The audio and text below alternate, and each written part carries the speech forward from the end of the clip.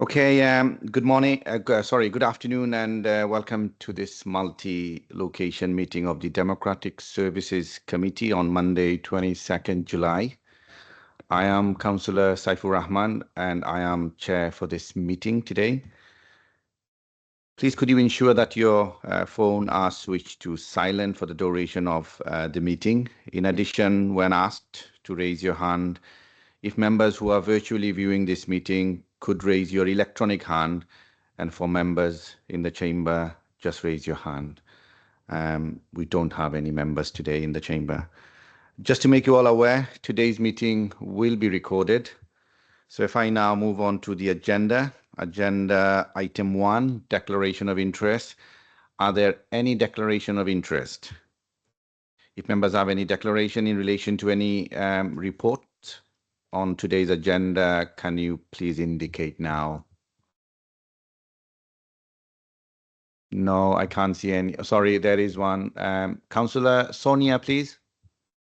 Just to say, I'm assuming we all have an interest in the parking, therefore, we don't, it's just assumed. Yeah. Thank you. Yes, Councillor Reynolds, that's fine. Thank you. Okay, that's great. Thank you very much. Moving on to agenda item 2, which are the minutes of previous meeting. These are on page 3 to page 6 of the report. You will see the minutes attached with your agenda pack. If you feel these are an accurate record of the meeting, can I please have a proposer and a seconder to approve these minutes?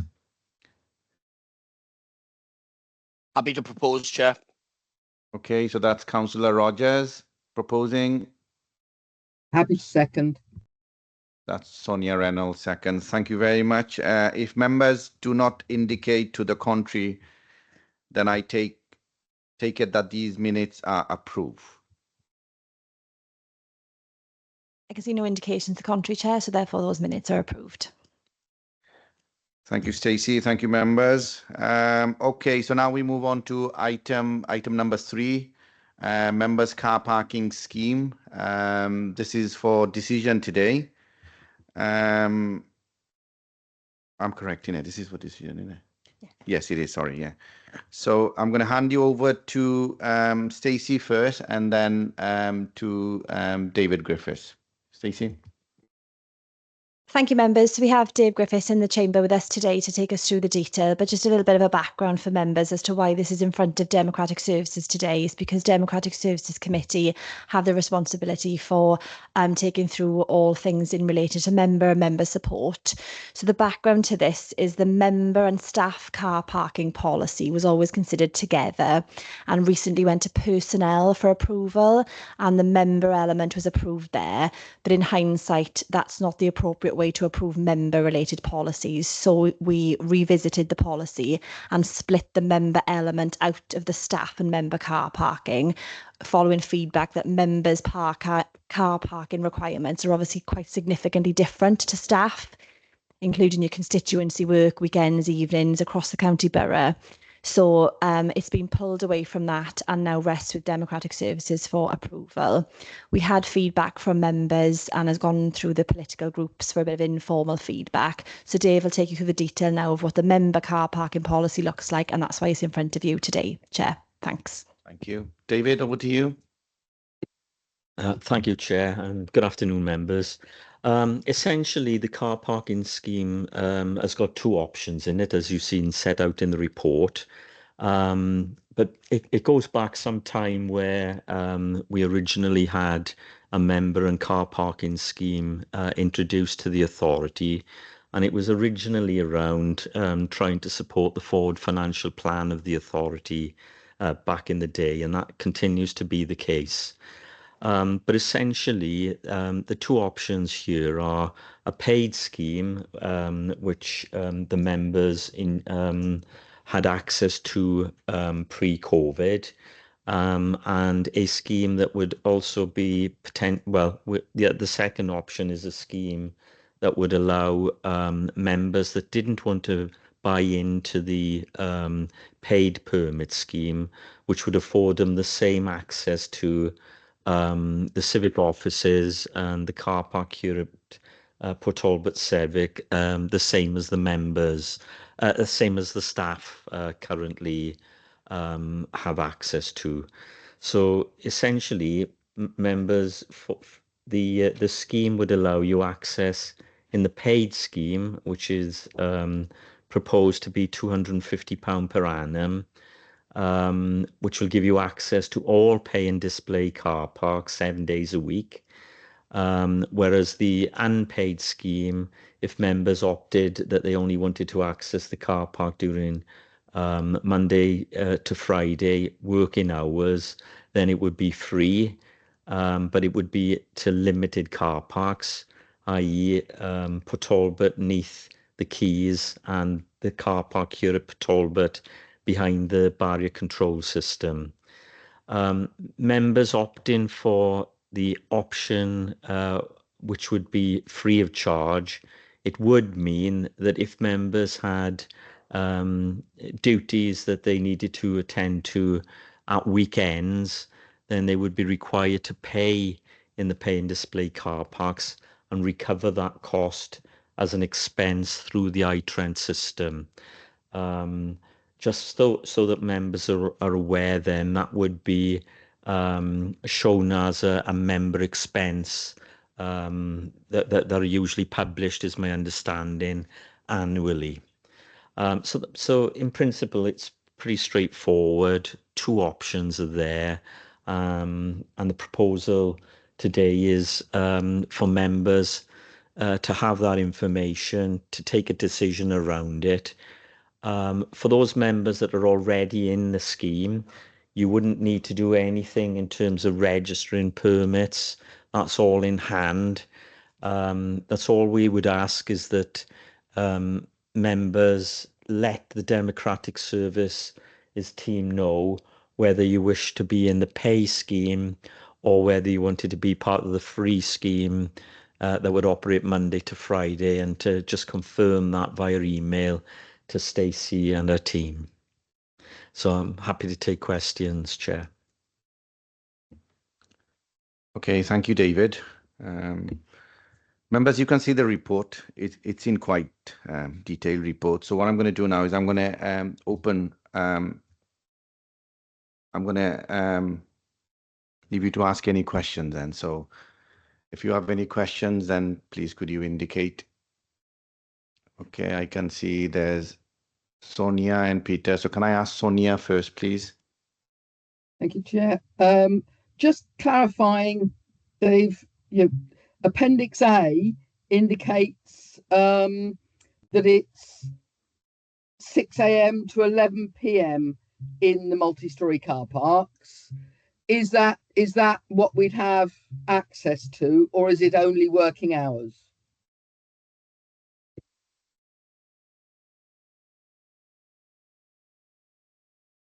Sorry, Councillor Reynolds. No, you would still have access to the operational hours of the car park. What you'll find is that our current traffic regulation orders, they're only chargeable up to 6 p.m. in the evening. So members would still have access to those car parks, like a general member of the public, up until 11 p.m. where it's open in Neath. In Port Talbot, it does shut earlier. I believe it's at 7 p.m.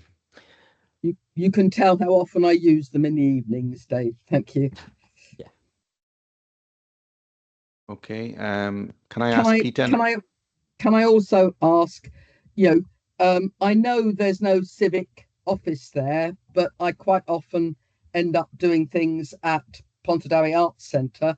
The only town centre that we have that isn't covered in this is Pontardawe. So just to flag up that it's sort of slightly valleys averse in this. Thanks. Okay, thank you. Peter, please, next. Thank you. Oh, thank you, Chair. Yes. Can I ask, who decided the cost of this? Who decided it was going to be £250 a year per member if you wanted to come into the pay scheme? Yeah. Thank you, Councillor Rees. Pre-COVID, up to 2019, the cost of being in this scheme was, I think it was £17.50 a month. Obviously, since 2019, we have had cost increases and we've put up the charging tariffs for members of the public. So the monthly charge effectively has gone from £17.50 to £20.20, I think is set out in the report, to reflect those sort of increases over those over that intervening period. Okay. Is that okay, Peter? Yes, that's fine. Okay. On that note, then, David, can I ask, in terms of income generation, any idea how much does it generate annually? Thank you, Chair. Obviously, at the moment, it's been suspended since 2019. So depending upon how many members actually participate in the scheme, I'll have to do quick maths on this now. So it'll be, if all members participated in the pay scheme, it would generate an additional £15,000 towards the council's budget position. Thank you, David. Anybody has any other questions or comment on this report? No, I can't see any. So the recommendation are listed on page 9 of the agenda pack. Can I please have a proposer and a seconder, please? And I propose, Chair.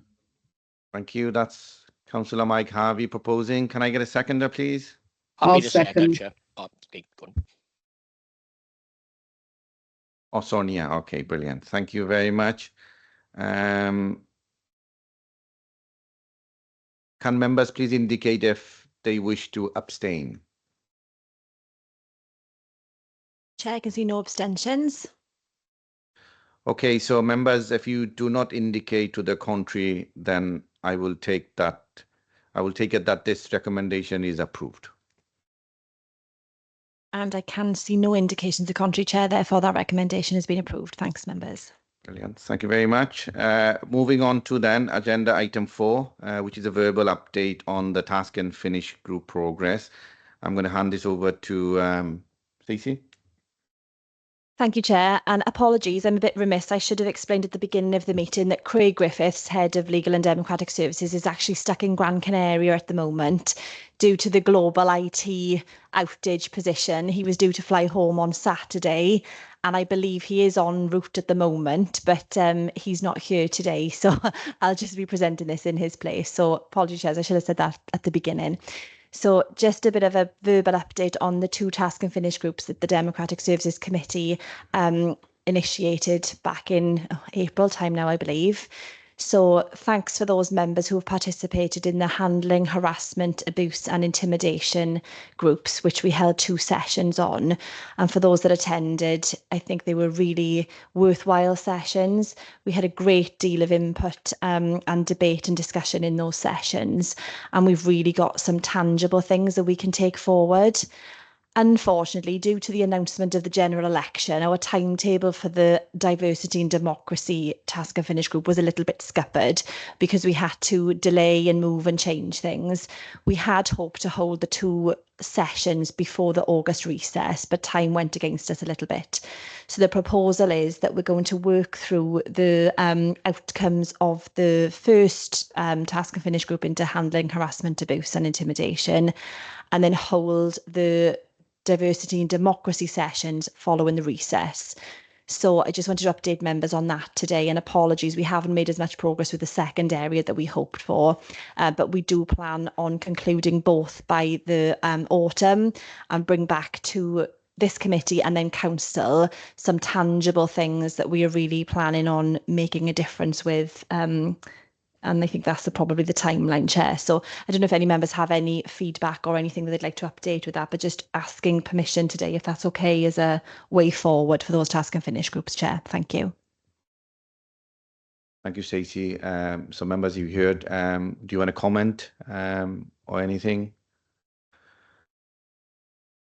I echo what Stacey said, that the two sessions that has already been held, I thought they were very, very productive, and there was some very useful and valuable input from members.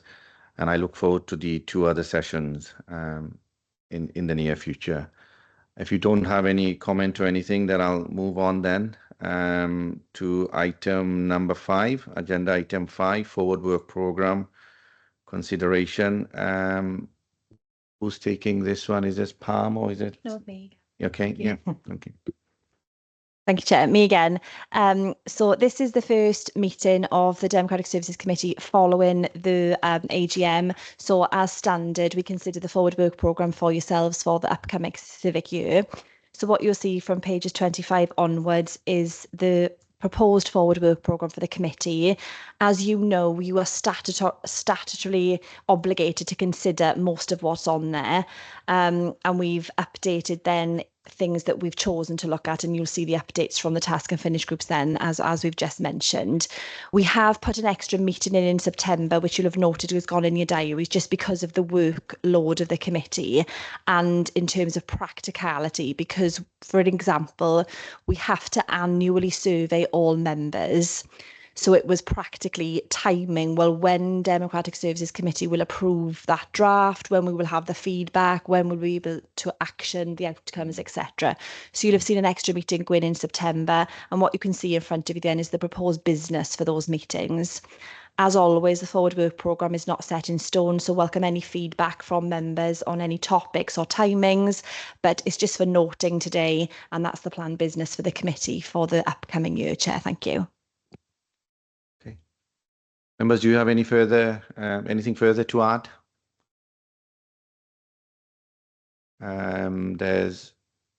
Sorry, Sonia, please, first.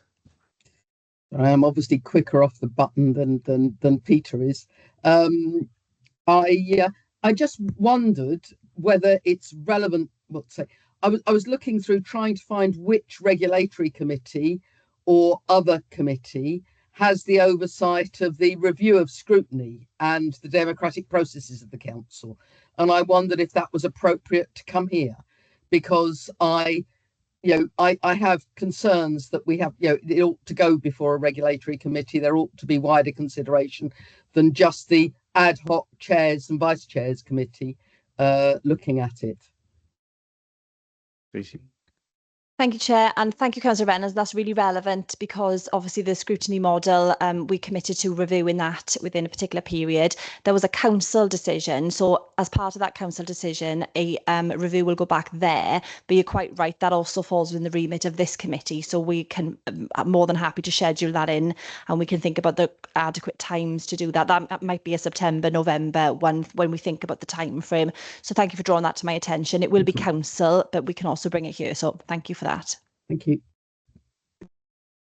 Thank you, Sonia. Peter, please. Simple question. Chair, Tracy, what date in September is the meeting scheduled for? The invite has gone out, Councillor Rees. From the top of my head, Pam, if you remind me, is it the 30th? 30th of September, is it? I'm not sure. I haven't seen it, so. Okay, I think the invitation has gone out. We'll double check, but I think it is, yeah, the 30th. Okay, thank you. I'll just check now, Stacey. Sorry. Thanks, Pam.